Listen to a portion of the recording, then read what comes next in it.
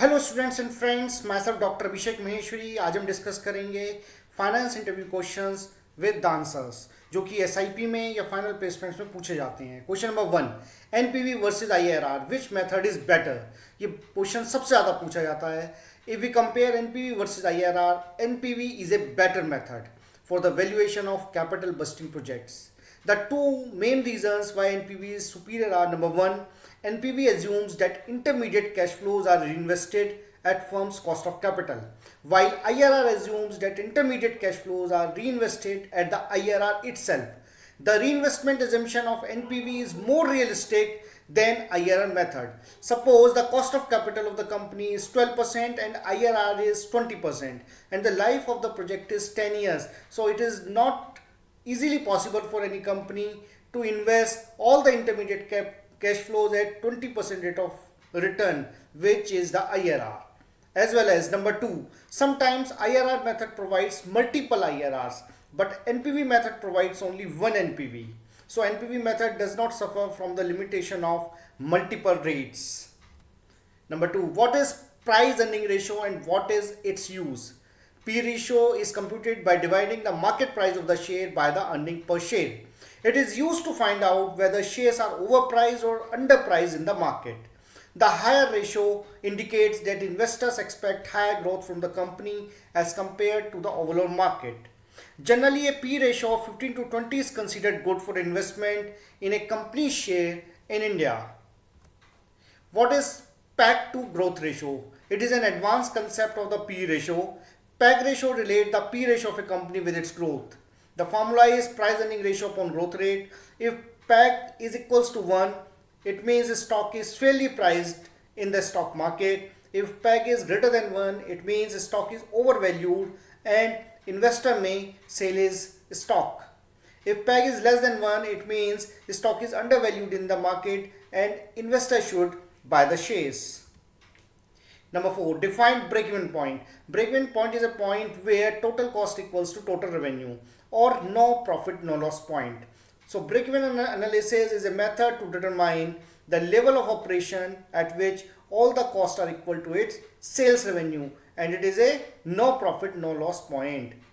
मतलब if total costs are equals to total revenue, it means कि company no profit no loss point पे है. This is an important technique used in profit planning and managerial decision making. Classify the outstanding salary as real, personal और nominal account. इस question का answer maximum लोग गलत देते हैं. वो सोचते हैं कि it is a nominal account, but outstanding salary is a personal account and comes under the representative personal account head because it shows salary due to the employees of the company as the amount payable. What is the difference between American and European option? देखिए, American या European option का उनकी geographical area से कोई लेना देना नहीं है. Options that are exercised only on maturity are called European options, and the options that permit exercise prior to maturity are called American options. In India, the NSE stock options are American style and can be exercised and sold at any time before expiration, while all index options are European style and can be exercised only at expiration. Number 7, define masala bond. Masala bond are bonds issued outside India but denominated in Indian currency, that is rupee, rather than the local currency in which the bond is issued. Masala is an Indian word and it means spices. The term was used by the IFC to evoke the culture and cuisine of India. Unlike dollar bonds, where the borrower takes the currency fluctuation risk, masala bond makes the investor bear the currency fluctuation risk. Means अगर एक Indian company USA में जाकर के bond issue करती है तो वो USA में बॉन्ड इंडियन रुपीस में इशू करेगी, यानी बॉन्ड भी इंडियन रुपी में इशू होंगे, इंटरेस्ट भी इंडियन रुपी में दिया जाएगा और उनका रिडेम्पशन भी इंडियन रुपीस में ही होगा. इट मीन्स सारा का सारा जो करेंसी फ्लक्चुएशन रिस्क है वो यूएस का इन्वेस्टर बियर करेगा. What is capital structure? The mix of debt and equity is called capital structure.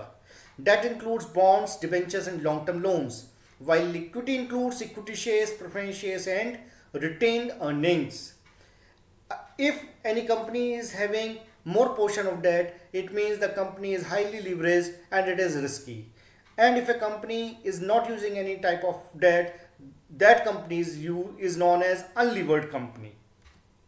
What is contingent liability? A liability which depends upon happening or non-happening of a future event is called contingent liability. Contingent liabilities are disclosed in the notes to accounts while preparing balance sheet, financial statements, so they are also referred as off balance sheet liabilities.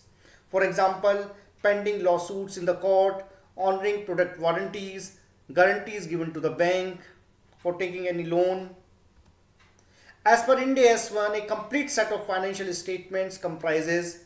So as per Ind AS 1, a complete set of financial statement is made up of 5 components.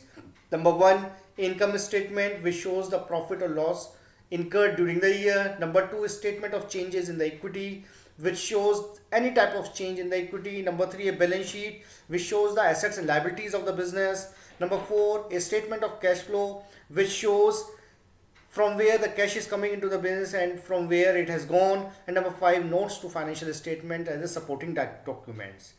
अगर ये video आपको पसंद आई हो तो इसको like करें, share करें, subscribe करें. Thank you.